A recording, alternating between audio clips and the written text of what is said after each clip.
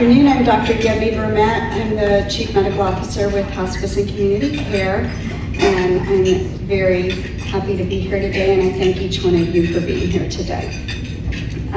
Joining us today is Dr. Diane Meier, and she is foundational among many people, but foundational in developing and starting palliative care and hospice and training of fellows who came up through that system. And she's just very foundational. I mean, from the time I started this, I was reading things she wrote, and I'm going to read the official background. Dr. Meier is the founder and director, Emerita, and strategic medical advisor of the Center to Advance Palliative Care, also called CAPC. This is a national organization devoted to increasing access to quality health care in our country for people who are living with serious illness. Under her leadership, the number of palliative care programs in the United States tripled since 2002. Widely regarded as a preeminent change agent, Dr. Meier has received numerous awards that recognize and celebrate her achievements. She has served as a Health and Aging Policy Fellow in Washington, D.C. from 2009 to 10, working on the U.S. Senate Committee on Health, Education, Labor, and Pensions, and at the Department of Health and Human Services. Dr. Meier was elected to the National Academy of Medicine of the National Academy of Sciences in 2013. She has published more than 200 works in peer-reviewed medical literature. She has been featured in the media numerous times, including PBS NewsHour and New York Times Magazine. As I said, she is such a foundational part of our palliative care world and end-of-life care and hospice as well. And so please join me in welcoming Dr. Diane Meier.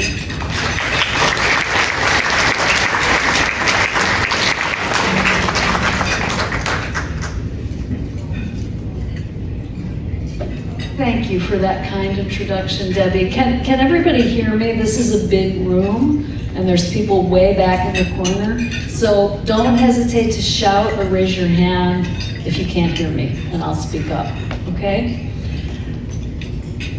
So my job today is to make sure that people understand what palliative care is and why it is so important.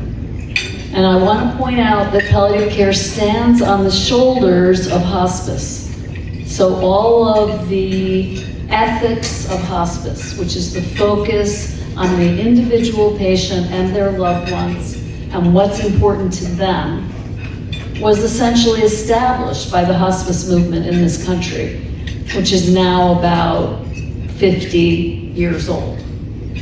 And that for a long time, it was only hospice that prioritized the patient as a person in the healthcare system. And what happened to me as a young faculty member teaching in a medical school, working at a big hospital in New York City, was that I saw a lot of people suffering and a whole lot of doctors from multiple specialties running around like chickens with their heads cut off, ordering things, no one talking to the patient and family about what was happening, no one asking them what was important to them in the context of this illness. And I became more and more kind of disturbed by what the practice of medicine was, because it wasn't why I went to medical school. I went to medical school to help people. I think most people go to medical school and nursing school in order to help people. And what I was seeing in this very fancy subspecialty hospital was lots of tests and procedures and lots of specialists. And the patient was almost the excuse for doing those things rather than an end in themselves. And I actually seriously thought about quitting medicine and opening a bookstore bakery as if that would be easier. Little did I know that opening a bookstore bakery would be much harder than being a doctor. But right about that time, and this was the mid-1990s, a whole bunch of charitable funders, foundations, and individual philanthropists also noticed there was a big problem with the healthcare system, and that something needed to be done about it. And so there was money to be gotten for efforts to try to rebalance the healthcare system so that it also focused on people, the people seeking care. And one thing I had learned how to do well as a faculty member in a medical school was write grants. That's one of the things they teach you. So I wrote lots of grants and I got funded. And I and colleagues of mine established a hospital-based palliative care program at Mount Sinai Hospital, among the first in the nation. Not the very first, but among the first. And I will tell you that my colleagues looked at me like I was a Martian. Why do we need that? Or they said things like, "Here comes Dr. Death," when I walked onto the floor. And we realized that all of us came up through medical school and residency, and there was no discussion of human suffering and how to relieve it, no discussion of what matters most during a serious illness. It just wasn't part of our training. So you can't really blame clinicians for not addressing those things, because no one told us we should during our training. And when we started the program, we thought we would be lucky to get maybe 25 or 50 referrals in the first year. And we got 350 referrals in the first year. So what that demonstrated to me is that there was a huge hidden need just under the surface, that my colleagues did recognize that patients were suffering. And they had felt helpless, really did not know how to even begin to address it. And so that was 97, 98. And in 1999, I was approached by the Robert Wood Johnson Foundation, which is the largest healthcare philanthropy really in the world. They have something like a $15 billion corpus. And someone from the Robert Wood Johnson Foundation approached me and my chair, then my department chair, and asked us to establish a program that would scale hospital palliative care around the country. Now, just to tell you how naive I was about that, because I had no idea how one would go about doing that, she asked for a proposal, the person who reached me, and we wrote a proposal, and I remember agonizing with my boss, how much should we ask for? We thought we'd be very clever and have a lot of strategic grantsmanship and aim high. So we thought we'd ask for $250,000 a year for 3 years. Thinking they'll never give us that much money, but at least we'll be negotiating from a higher level. So 2 weeks later, I get a call back from the project officer. Her name is Rosemary, and she says, "Well, Diane, we got your proposal, and I think it's something we can work with." Good news. She said, "But I have serious concerns about your budget. It's off by a factor of 10. So I think to myself, what do they expect us to do for $25,000 a year? This is true. This is how naive I was, right? So the first year budget was $3 million. And over about 5 to 10 years, the Robert Wood Johnson Foundation gave the Center to Advance Palliative Care over $100 million. And that is what it takes, real money, to scale a model like palliative care across the country.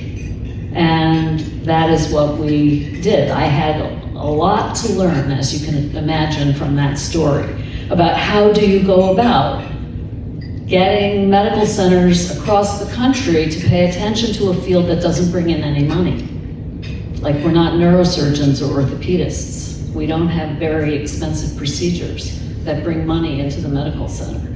So that required a lot of business skills, social marketing skills, understanding the financing of healthcare, and developing messaging that spoke not only to the C-suites of these medical centers, but also to regular people, patients and families, and to clinicians. So I learned a lot during that time, and that's what brings me here to you today. So I led that organization until about 2 years ago, turned it over to a colleague of mine because it was time for the next generation to step up. And now I work for her, doing course development and kind of strategic planning. And I'm also back in clinic taking care of patients. And some of the stories I'm going to tell you now are about those patients. So to make the point of what palliative care is and why it is so important, I'm going to start with a story of a young woman named Kate, who I met when she was 24 years old. She's now 45. When I met her, she had acute leukemia. She was brought into the emergency department by her roommate. She was collapsed on the floor, had 250,000 immature white blood cells in her blood count, very, very sick. This is just at the beginning that we started doing bone marrow transplants for people with leukemia, and we now turned what was a universally fatal disease when I was a resident, which was in the 70s, 80s. She was eligible for a bone marrow transplant. And the goal of that bone marrow transplant was to cure her. The goal was cure. So obviously we don't think about relief of suffering when we're trying to cure someone, do we? She's not dying, or we don't want her to die. We're trying to keep her alive. So how did our young palliative care program get called to see Kate? So it turned out when you have leukemia, all your bones are filled with these immature blood cells, and it's extremely painful because they're pressing against the nerves in the bone. And Kate was in a tremendous amount of pain and was screaming when her pain medicine, the doctors prescribing the pain medicine did not know that it only worked for 3 or 4 hours. They thought it worked for 6 hours. So they ordered it every 6 hours as needed. It stopped working at 3 hours. So between 3 and 6 hours, she'd be screaming, ever more panicked, ever more distressed. And she became labeled as a manipulative drug-seeking patient by the staff, the doctors and the nurses on the floor, mainly because they had never been taught how to do pain management adequately. And her parents were dead set against her getting opioids, morphine-type drugs, because her older brother had a substance use disorder. And they were terrified that if she was started on these kinds of pain medicines, they would run into the same trouble with Kate. And the palliative care team was called because people couldn't tolerate the screaming. Eventually they called us because they did not know what to do at the screaming. Had not been trained to manage the pain, didn't understand how to talk with her parents about the harms of untreated pain. You know, untreated pain kills. And so we ended up spending hours with her parents trying to explain to them why pain management was critical. And hours at her bedside every day for about 3 months while she went through her bone marrow transplant.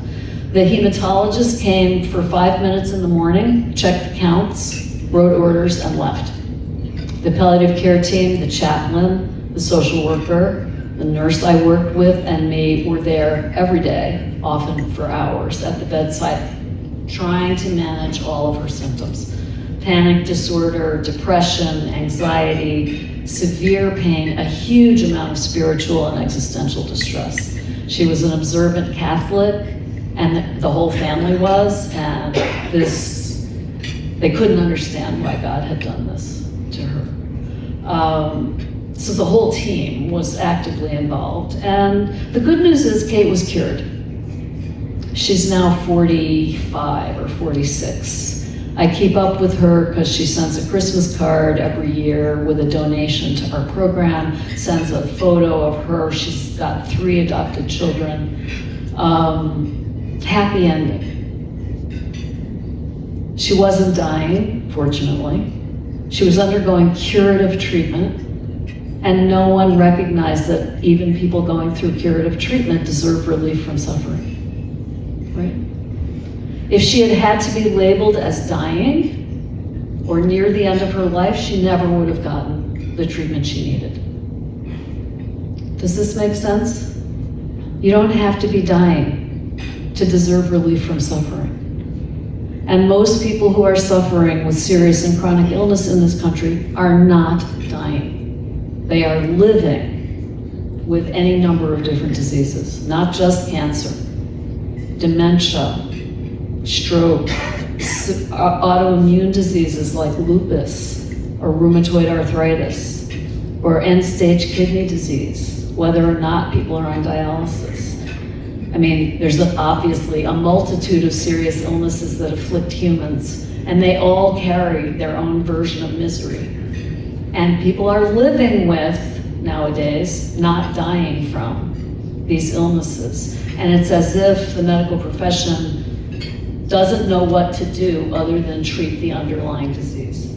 So that is why palliative care is so important, because it says every person deserves relief from symptom distress and suffering, whether they're going to be cured, like Kate, or whether they're going to live for a long time with whatever is bothering them. So here's my second patient that I'm going to tell you about. Any questions about Kate and what happened there?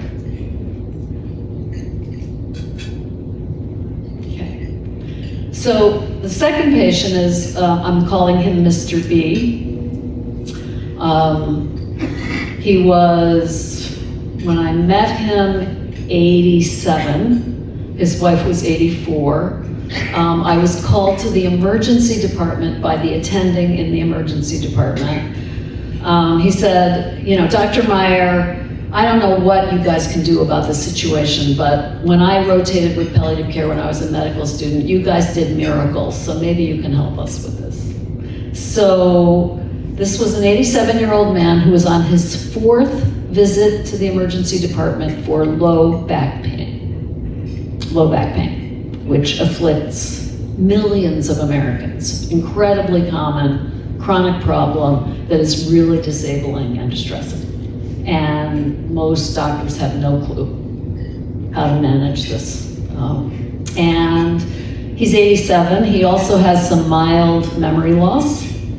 He has hypertension. He has a cardiologist who's his primary doc. The cardiologist doesn't know what to do about the back pain. So the fact that Mr. B had been in the emergency department 4 times, the cardiologist said, I don't know what to do about this. Tylenol doesn't work. We can't give him Motrin or any of those anti-inflammatory drugs because it'll hurt his kidneys. And everyone knows you can't give an 87-year-old with memory loss opioids, right? That would be too dangerous. So instead, they would call 911 when his back went into severe spasm and he would be admitted to the hospital because the emergency room did not know what to do. Same thing. Tylenol's not working, can't use anti-inflammatory drugs, opioid drugs, absolutely not, much too dangerous in an 87-year-old with memory loss, right? So they sent him upstairs. So what happens upstairs in the hospital to an 87-year-old with memory loss? Is the hospital a safe place for an 87-year-old with memory loss? No, actually the hospital's quite dangerous for complex older adults. And there's lots of data on that, even suggesting that hospitalization itself is the 3rd leading cause of death in the United States. Complications from hospitalization. Not because anyone is deliberately hurting patients, but because it's so insanely busy and there are so many doctors, nurses, and others, and so many patients. Errors are inevitable. Coordination is really tough. Communication is tough. So on the 3rd hospital stay, someone had put a catheter in his bladder. Because we used to do that back then. We don't do that anymore. And he developed a urinary tract infection. And that urinary tract infection spread to his blood, causing sepsis. And he ended up in the intensive care unit. Very fortunately survived that. You don't often expect 87-year-olds to survive sepsis in the ICU. But he did. And what was the consequence of that hospital stay? Tremendous weight loss, weakness, worsening confusion that he hadn't had when he came in, but that he developed in the hospital, and a completely distraught, overwhelmed wife who had to take him home. with, in a much worse condition. So this fourth 911 call, an emergency department visit, she said, when I got there to talk to her, that he had gotten up after their dinner, because they eat really early at 5, and gone into the bathroom and sat down on the toilet, and when he tried to get up, his back went out. He has spinal stenosis. So he went into spasm and he couldn't stand up. And she was trying to pull him up, and she wasn't strong enough to pull him up. And he was screaming, "Leave me alone, leave me alone." She went and knocked on neighbors' doors. They didn't have a doorman in their building. In New York, everyone has a doorman, but they don't. None of the neighbors were home yet because it was 5:15, still pretty early. And then she called her doctor's office. It's 5:20. What did she get? She got a tape. It said, "If this is a medical emergency, hang up now and call 911. Otherwise, please leave a message and we'll call you back when the office opens tomorrow." So as she said to me, I really didn't know what to do. It was an emergency to me. So for the fourth time, she called 911. So this is a system design issue, right? Why do people show up in the ED? Because when they call their doctor at 5 minutes after 5, the tape tells them to. It's a system failure, right? There is no alternative in the system for someone with recurrent severe low back pain. That's ridiculous. There was no one to reach. There was no one that could talk them through what to do. So he came back to the ED, despite the dangers of being an 87-year-old in the hospital. So fortunately, the ED attending who called me, by pure coincidence, not by design, had been a medical student at Mount Sinai and had many years earlier rotated on palliative care, which is now a requirement at our medical school, I'm proud to say, and remembered that we took care of these sorts of situations, not just people with cancer, anyone with pain, right? So I couldn't give him Tylenol because it didn't work, and I couldn't give him Motrin-type drugs because they were too dangerous for his kidneys. So I did the morphine. I gave him a tiny, tiny dose of morphine, 2.5 milligrams. So the normal dose for you or me, if we hurt ourselves, would be 10 to 15 milligrams of morphine, an initial dose. Because he was 87 and frail and had memory loss, I gave him a tiny fraction of that, 2.5 milligrams. And because I was concerned, would he develop respiratory problems? Would he get more confused? I stayed right there at the stretcher and I didn't leave, which is also unusual. Me and my medical student. And we waited. And 20 minutes later, he was still curled in a little ball on his side, refusing to speak to his wife, grimacing, very angry that she had brought him back to the ER. He did not want to be in the ER. And after 45 minutes, he was still no better. So what did I do? I gave him a second dose of 2.5 milligrams of morphine for a total of 5. Still a fraction of the normal adult dose. 15 minutes later, he was a different person. He rolled over on his back. He was holding his wife's hand. He was flirting with the nurses. His wife said, "He's back to baseline." And he asked for help walking to the bathroom. So what did I demonstrate to myself and everyone else? A, the morphine was effective at relieving his pain. And B, not only his mental status, but his function improved when his pain was relieved. He was able to walk, he was able to communicate, he was back to himself. So I proved that it worked, and at least in the short term that it was safe.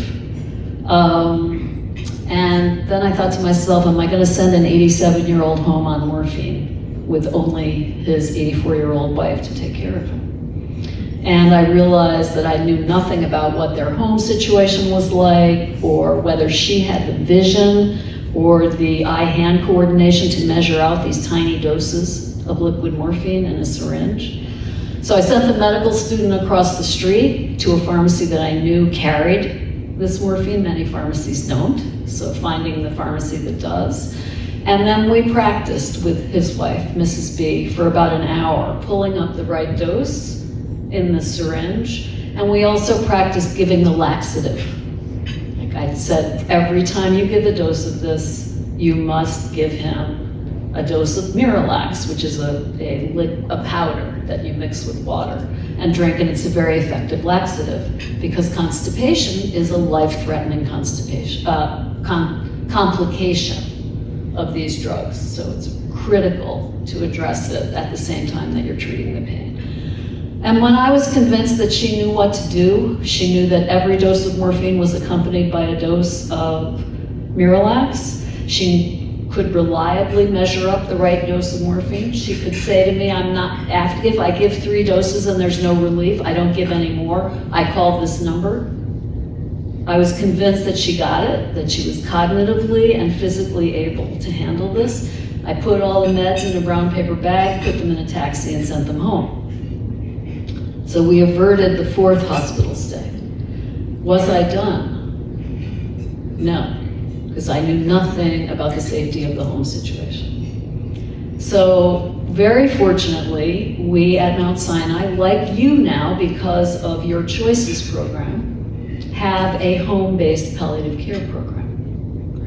Right? I called the person who runs that program. At this point, it's 9 o'clock at night, but I had her cell phone, so I called it. I want you to understand how much of this is based on coincidence and connections and not system design the way it should be. I called her, I said, Linda, I'm sending an 87-year-old cognitively impaired man home on morphine. Can you see him tomorrow? And they have a 4-month waiting list, but they put him at the top of the list because this was a high-risk patient. And they went in to see him at 9 the next morning where they found what we call a geriatric disaster waiting to happen. Okay, so the refrigerator had only old Chinese food in it because she only had the one order-in menu, and she didn't have a computer, and she didn't know about ordering groceries online, and she couldn't go out grocery shopping because she couldn't leave him alone, and he was too disabled to go with her, and he freaked out if she left. So she was just ordering Chinese food, and that's all they had in the house. We call that the refrigerator biopsy. There were loose throw rugs and electrical wires all over the apartment. Just fall and hip fracture risk waiting to happen. The couch in the living room where they sat to watch TV, they had got when they were married in the 1960s. It was 1 foot off the floor. Would be difficult for me to get off that couch. Every time he sat down on it and got up, his back went out. Right? No one had ever been in the house. No one had ever looked to see what was causing this recurrent back spasm. It was almost entirely about the furniture, right? There were no grab bars in the bathroom. There was no elevated toilet seat. So they called in the visiting nurse service. We got him one of those Medicare-funded chairs where you push the button and it helps you stand up. Can't remember what those are called, but that was a lift chair, thank you. That was the key intervention. We got an elevated toilet seat. We put grab bars in the bathroom so he could help himself get up. We ordered Meals on Wheels. With their permission, we called their only daughter, who of course lives in California, because all the New York daughters live in California. She didn't know what was going on because her parents never told her, because they didn't want to worry her. So now she orders Fresh Direct. She orders the groceries, and they come every week, and she visits more now that she knows what's going on. And the palliative care program at home sees him probably once a month or once every other month, and there's a 24/7 phone number. So if some crisis occurs, there's a person, not a tape that says call 911. So that was about 6 years ago. He's now 93, she's now 90. They're still in their apartment. He has not once been back to the ED. That is palliative care in the community. He could die at any time. If I had referred him to hospice during that 4th ED visit, he would have been rejected because he wasn't dying. He just had low back pain from arthritis. And B, he would have failed to die on time, and he would have been discharged from hospice, even if he had been accepted. So hospice was not designed to address the problems of Mr. B. It was designed to address the problems of people nearing the end of their life. But palliative care is not restricted in that regard by prognosis. It is focused on need. And because we have this home-based palliative care program, Mr. B is not only still alive and having a reasonable quality of life at home with his wife, he has not been back and forth to the hospital, the intensive care unit, costing the system a fraction of what it would otherwise cost to take care of him. So it's irrational that our system only makes available after 5 p.m. going to the ER. That is the only opportunity. You are very fortunate in your community and unusual because you have this choices program. And I want to tell you how impressed I am with not only the hospice residents that I saw earlier today, the grief and bereavement program that I saw, but also this, and I think this brochure is on your table, this Choices Palliative Care program that allows people like Mr. B who are not dying to receive expert care in their own home.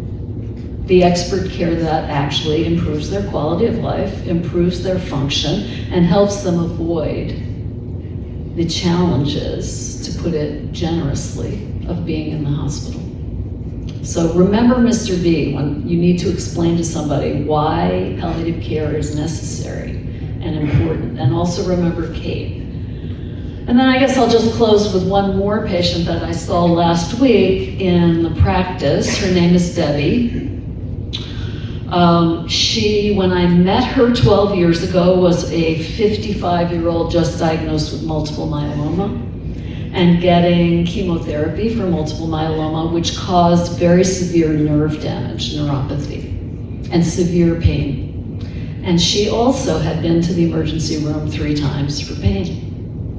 And that's how we ended up getting called, because people got frustrated with her showing up to the ER and in pain. This was a chronic problem. This wasn't a problem that hospitalization or the emergency room could solve.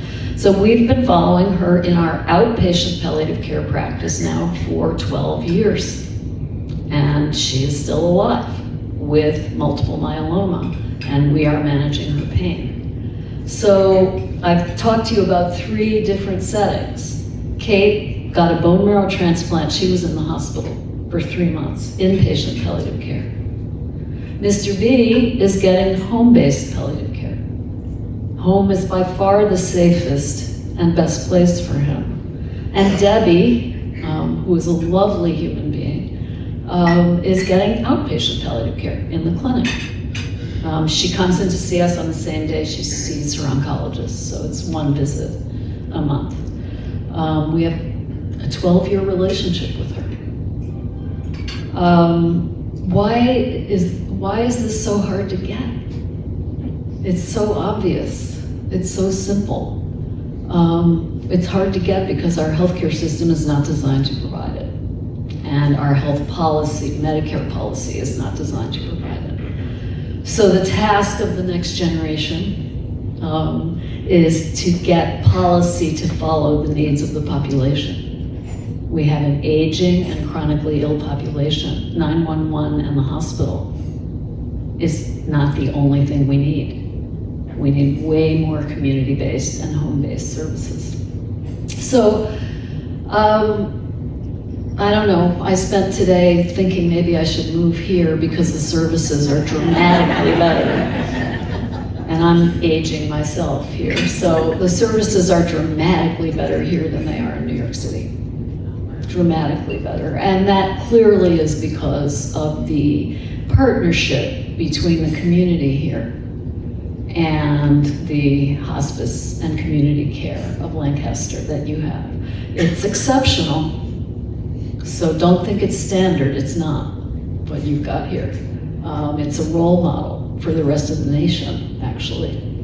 I'm gonna see if we can get you written up in one of Capsy's blog posts or a webinar. Just to say, look, it can be done. It's possible to set up a system that is responsive to the needs of the people living in the community. And Lancaster County is doing it. So I could keep talking, but I'm going to stop and ask if all this makes sense to people, and if you have questions about anything that I've talked about so far. Yeah? What is the role of your rehab, PT, OT, as a community occupational therapist? I do home safety evaluations all the time. Right. But getting the word out has Yeah. been really difficult. That this is something in our scope of practice that we do. Yeah, so the question is about the role of rehab, PT, and OT, occupational therapy and physical therapy, in the care of people like Mr. B. That's basically what Mr. B needed, right? I mean, no one had made a home visit, despite all these hospitalizations. He had the visiting nurse service come in on the other ones, but it was mainly, for a couple of visits to check on medication adherence, but no one ordered a home safety assessment and it wasn't done. And as I pointed out, everything you could look at was wrong in that apartment and was the cause of his recurrent back spasms. So fortunately, and Medicare does pay for this through the home care benefit, you can get physical therapy and occupational therapy and home safety assessments in the home, and they are critical for helping people stay home. On top of that, you can also get maintenance therapy. That's very little understood about maintenance therapy for chronic conditions. And that recently changed. So it used to be that you could only get physical therapy until you reached a plateau of improvement, and once you reached a plateau, it was cut off. And of course, once it was cut off, people declined again. And there was a lawsuit saying this is ridiculous, and the lawsuit led to a change in the policy that enables maintenance physical therapy to occur. I will say it's still very hard to get that in New York City, mainly because of there's just not enough capacity And for the therapists don't need. understand that it has changed. Yeah, So that's a education is also. really important point. Thank you for that. Yeah, way in the back. Way in the back. My husband suffered from chronic back pain for years. He had stenosis, scoliosis, and sought treatment everywhere. When we lived in Hilton Head for a while, the pain management doctor gave him fentanyl. Gave him fentanyl? To the heart, doctors up here would not fentanyl. He died 4 years ago under hospice care at the hospice facility in Mount Joy. I cannot begin to say what that did for me and our family. I cannot begin to say. Can you say more about that? Well, we took him there because his drugs were screwed up, and I had finally called one of his kids and said, I can't do this now, just need some help. And hospice came in the next day and said, we're gonna take him out to Mount Joy.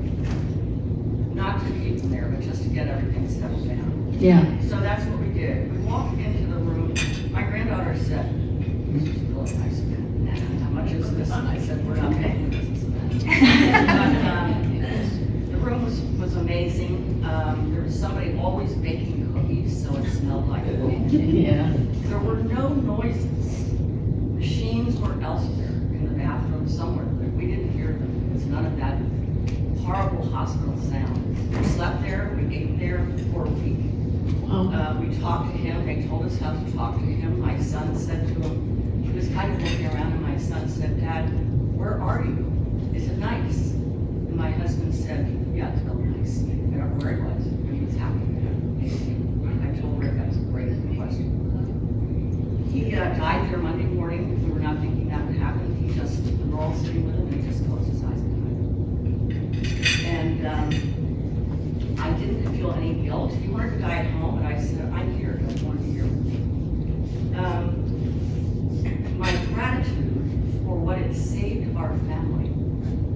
no harm of it at all. It's a long way of saying that. My question to you would be, what is your point of view on a drug like fentanyl in a severe case like that? Yeah. Under a doctor's supervision? Yeah. So I don't know if all of you could hear that.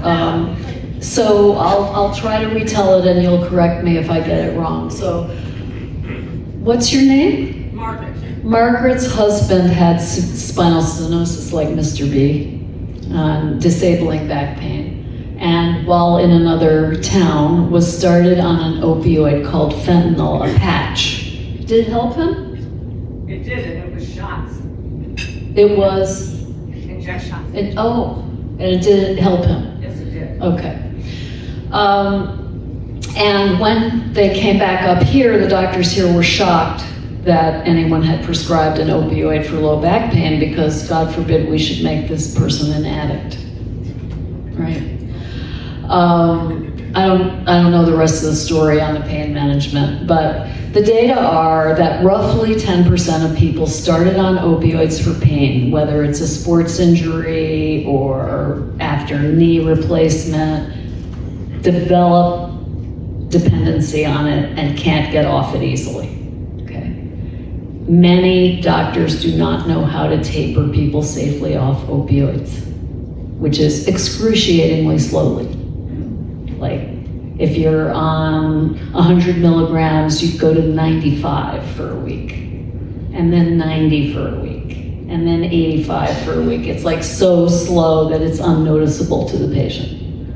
And there are ways to do that. And if they can't get off, there are safer drugs to use, buprenorphine. But doctors are, again, not trained in this. 90% can't wait to get off the drug because it's so constipating and has other side effects, but it's incredibly effective at the relief of pain. So basically, doctors are taught how to use really dangerous drugs all the time. Chemotherapy, prednisone, steroids, toxic antibiotics, cardiac drugs. They all have significant risks and side effects. And we consider it like normal to prescribe these drugs. Opioids are the same. They carry risks and side effects like any other drug. And clinicians have to be trained how to safely prescribe them. If we just had people randomly giving chemotherapy at whatever dose and to whoever, we'd be killing people. We don't do that, right? It's a training issue. There's a stigma associated with opioids that has nothing to do with their medical value. They are by far the most effective analgesic we have for severe pain. You have to know how to prescribe it safely. So I don't disagree with what the pain management doctor did for your husband if it accomplished the goal of improving his ability to function and do the things that matter to him. So we're not looking for, we want the pain scale to be at a 0 from a 10. We're not trying to eliminate pain. We're trying to control the pain enough so that the person can do the things that give life meaning and purpose. Play with the grandchildren, walk to the mailbox, independently get out of the chair or out of bed. We aim for functional goals with pain medicine, not elimination of pain. And, it takes training. That's why people do subspecialty training, fellowship training after residency to learn how to safely use these medicines. It requires education and supervision. But the opioid phobia in this country has led to a huge rash of suicides, of people being abruptly taken off medicines that had helped them for years. And then people were in unremitting pain crisis and killed themselves because they couldn't get anyone to prescribe. So we should think about the harms as well as the benefits of everything that we do, and opioids are no different. Does that answer your question? Yes, it does. I just wanted to add that he got to see a pain management person here in Lancaster who would not give him fentanyl, but did give him, which didn't work for well, it worked. But after several weeks of being off the fentanyl, Mhm. So the fentanyl affected his mind. In fact, his attitude when he finally was clear-minded said, oh, I don't have depression, we didn't have to move it. Oh, well. But it was too late to send that. But, I don't, that is a side effect, certainly. Well, I don't know the details of your husband's medical situation. It's important to know that opioids have some side effects that are permanent and some that are temporary. And the permanent side effect is what? Constipation. Constipation is a life-threatening, serious consequence of opioids. Every patient on opioids has to be on an aggressive bowel regimen, laxative. The other side effects, sleepiness, feeling out of it, usually wear off within 2 or 3 days for most people. Respiratory issues wear off within 8 hours. And that only occurs if some doctor gave too much to someone who's opioid naive. Nausea occurs in about 20%, usually wears off within 3 to 5 days. Constipation, universal, never wears off. So there may have been some underlying vulnerability that your husband had that made fentanyl is an odd drug to use for this situation. I wouldn't have used fentanyl for low back pain, so it wouldn't have been my choice. I would have used lower dose oral medicines that can be titrated more easily. But again, I don't have the details of his care, so I can't comment on that. Thank you.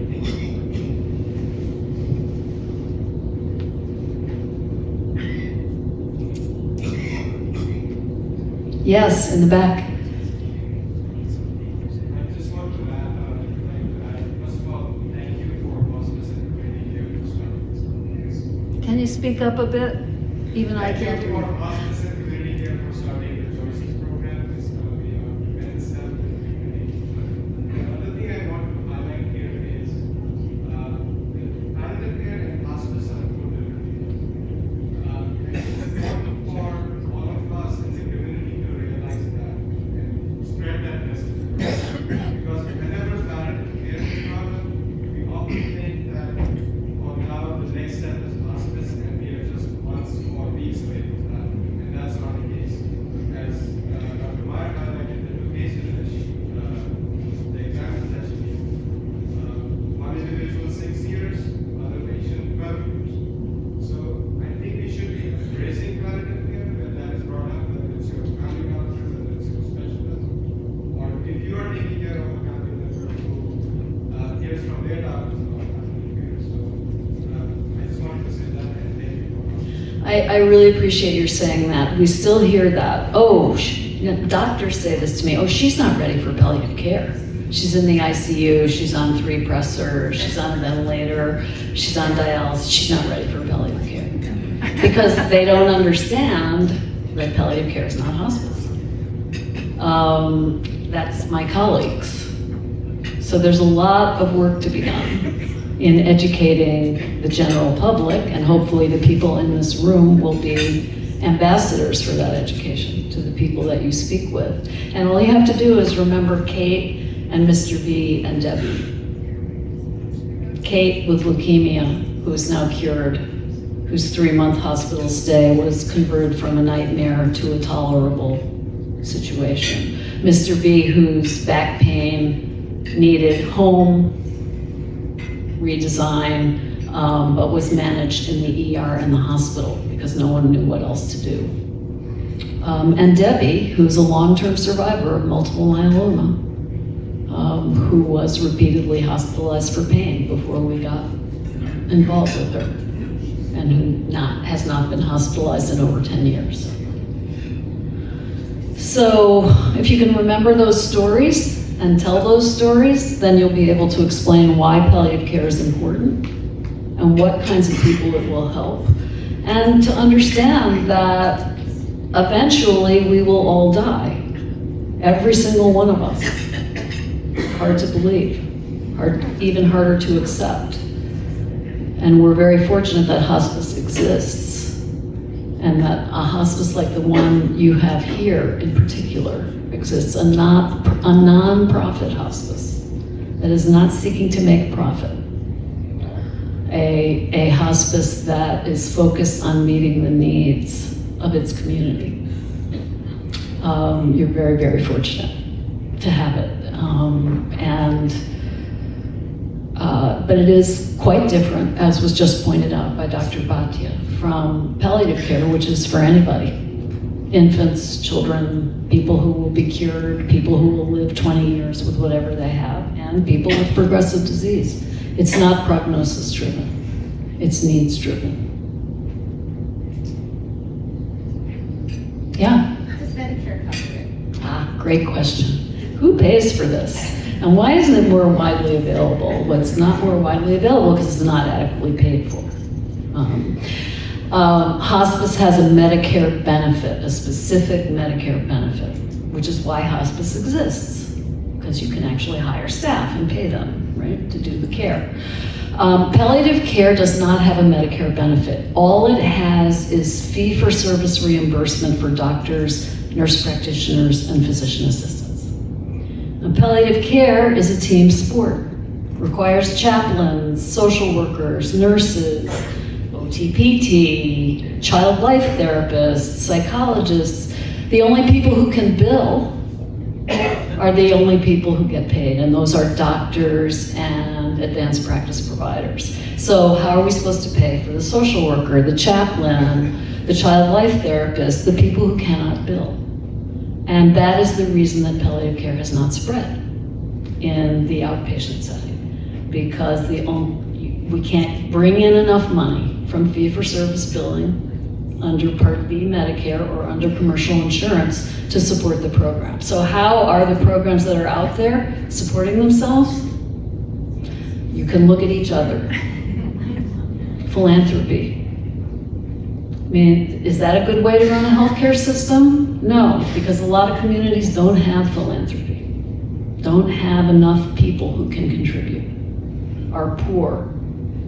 They don't have access to these resources.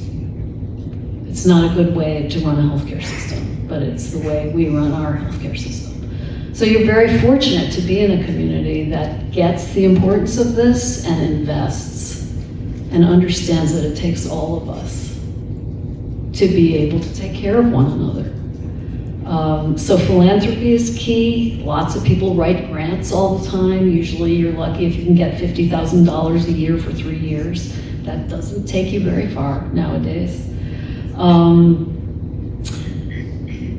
There are now some Medicare Advantage plans that are setting up for-profit palliative care programs as vendors to take care of their high-need, high-risk Medicare Advantage patients. I'm very worried about them because they're for-profit.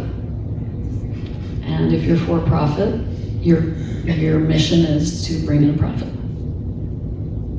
How do you bring in a profit? On the backs of really, really sick, complicated people. You do less for them. So I'm quite worried about the corporatization of healthcare in this country. And again, you're very fortunate to have such a strong nonprofit hospice, which are an endangered species in this country, in your community. Long may it fly.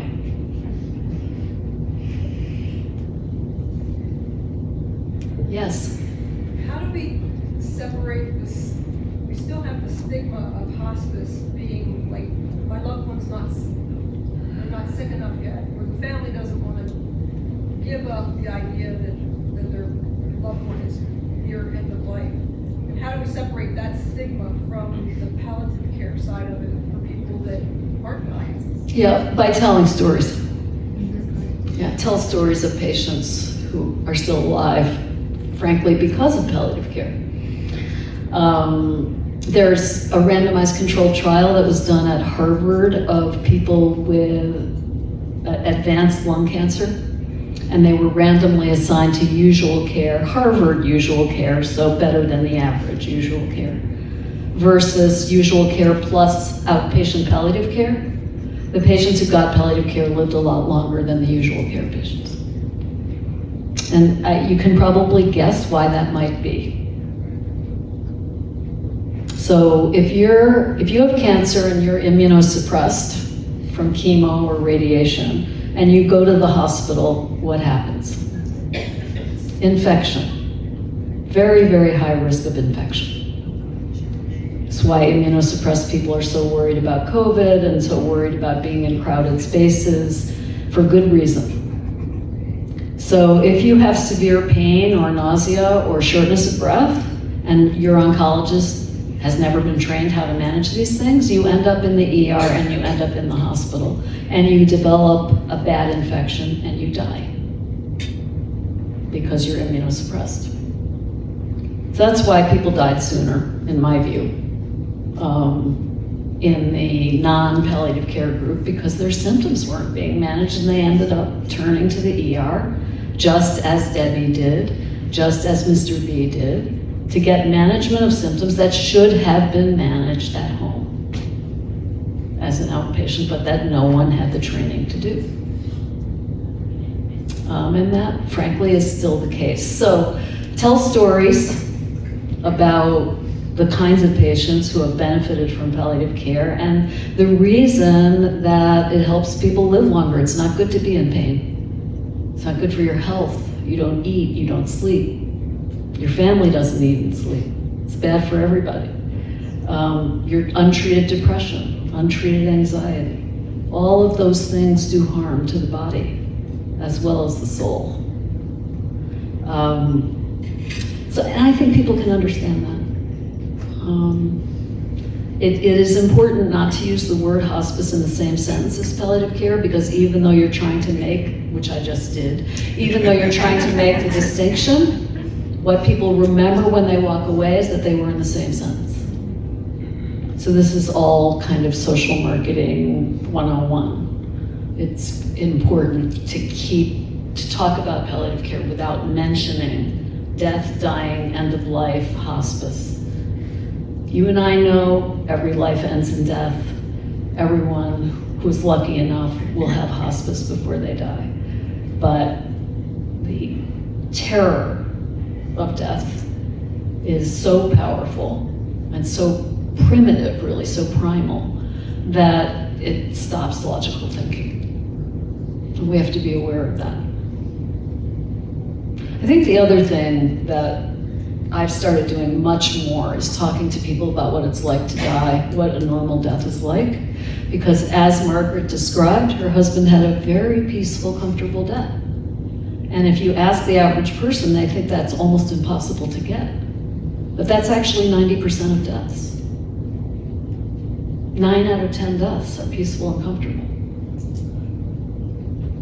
Because the normal dying process is one of getting weaker and weaker, getting sleepier and sleepier, spending more and more time in the bed or chair, being less and less interested in food and liquids because your body doesn't want it anymore.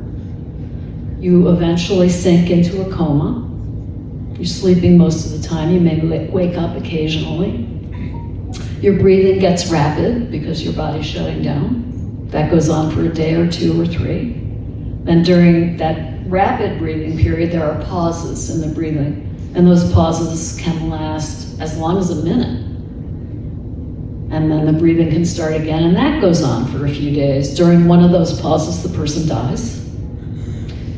When it's not peaceful, it's when we're doing a million things to try to do something about it, right? We're sticking tubes in, we're intubating, we're giving drugs, we're interfering with what is a pretty organic, natural, evolutionarily evolved process. If people develop symptoms, restlessness, agitation, pain, shortness of breath, cough, we have medicines that sit in the refrigerator, that sit in the house, that family members can administer that are very effective. You put them in the cheek. They're absorbed. In my experience, the great majority of patients are able to have a peaceful, quiet death like Margaret's husband had at home. What's the barrier? The barrier is not the difficulty of taking care of the dying, it's the capacity of the family to handle it. Because it's stressful and it's a 24/7 job. And people have kids and jobs and other people to take care of, which is why you are so fortunate to have the hospice residents here to take that burden off. But dying itself, if we let the natural process take its course, not so bad. People are really terrified because of TV and movies and just the zeitgeist, but it's not reality. Yeah. Is there any effort by your organization to get palliative care into the medical colleges as a training program? Yeah, the question is there an effort by our organization or anyone to get palliative care into undergraduate medical education, medical school training, and postgraduate residency and internship? And yes, desperate efforts over the past 15 to 20 years. Medicine is a really hidebound, rigid, traditionalist. We didn't do it that way when I was training, so we're not gonna do it that way now. That kind of thing. It's really hard to get any change in those kind of fixed requirements for the curriculum.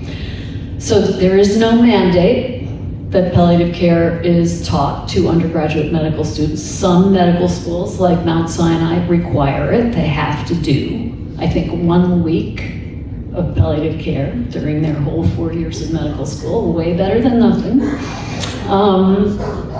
But it isn't required by the accrediting bodies for the medical schools. And that is a political process, like everything else. It requires lobbying, it requires pressure, it requires letter writing, it requires getting deans of medical schools to sign letters, and no one has the money or the time to organize that, but that is how it's done. It's not done through logic or rationality. It's done through the political process. And doctors are not very good at that. We just think it should be done because we think so. We don't realize what we have to do to influence the powers that be. But it's a really critical point you bring up, because if we don't train the next generation, people are still going to run into doctors who don't have a clue how to manage pain safely because they weren't taught. And it's not acceptable, but it's still happening.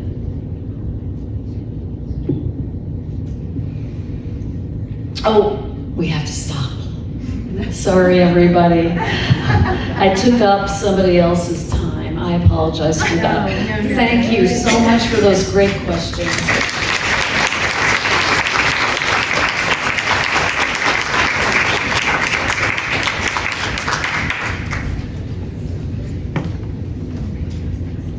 We want to thank you so much for being here. There is nothing I could have added that would have helped any more than what Dr. Meier said. I am very proud of the Choices program that launched here in March of this year, and it truly is a gift to the community. I came from Philadelphia. We did not have anything like it. We had some provider-only palliative care, but not full teams, full interdisciplinary palliative care teams in the home because of funding, right? As she explained. And to launch this Choices program really was an act of faith and the coming together of the community to give, because only the visits are paid for. And they, because of the need, launched it. We have launched it, and with a full interdisciplinary team, with chaplain and social worker and nurse to help care for these patients, in addition to the providers. The other challenge with even home-based palliative care programs, that visiting the home, is in many areas, again in Philadelphia where I came from, most of them, even when the providers visited the home, they only gave recommendations to the primary care physicians for the symptom management. And then the patient was left to hope that their PCP actually would give those medications. I did inpatient palliative care and would have patients that in pain that I would get all tuned up, very comfortable. I could not find a physician in the community who would continue the medications that helped them so much. This program does provide symptom management in the home with their nurse practitioner and their physician and the support of the whole interdisciplinary team. So it is very unique. You have something that even Philadelphia doesn't have for the most part. So I want to thank all of you for everything you do to make it possible. And thank you for coming.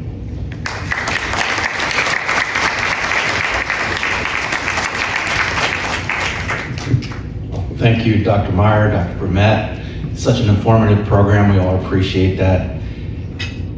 I will say it's great to hear when you hear Dr. Meier talk about our program, because I think all of us are so close to the program so many times we forget how blessed we are to have what we do. And it's good to hear somebody from externally who knows a lot about a lot of programs to remind us of that. It's also good from my seat when someone else talks about money instead of me, you know, and to hear them talk about it, you know, because specifically 3 of the areas that were mentioned are inpatient center, our Pathway Center for Grief and Loss, and our Choices program. They're the big 3 when it comes to the support we need to have to keep those programs going. And you all are helping us do that.